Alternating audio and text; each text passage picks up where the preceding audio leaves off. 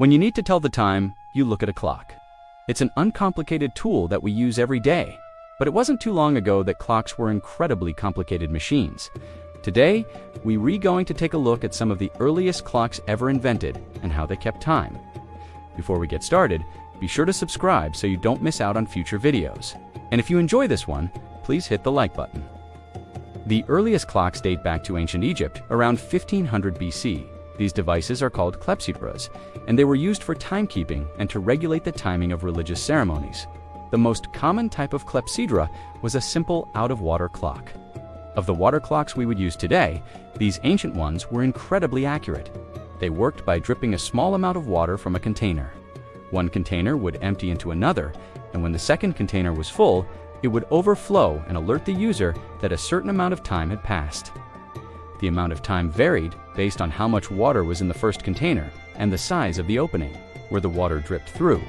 These early clocks often had two containers with different sized openings, so that different amounts of time could be measured.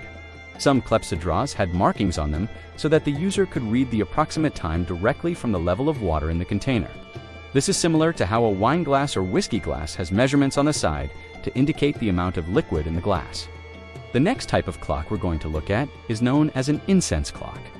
Instead of using water, these clocks used the burning of incense to measure time.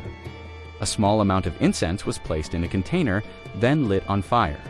As the incense burned, it would slowly disappear until the fire went out. Depending on the size of the container and the amount of incense used, these clocks could keep time for up to 12 hours.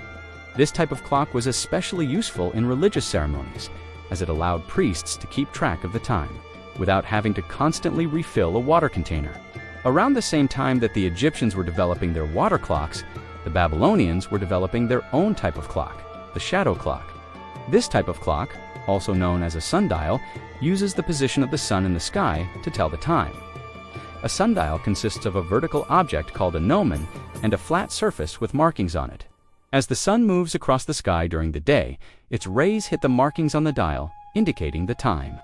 Because sundials rely on the sun being out, they're only useful during the day and they can't be used at night. Sundials were used throughout the ancient world, with examples found in Egypt, Greece, Rome, and China. After the fall of the Roman Empire, mechanical clocks were developed in Europe.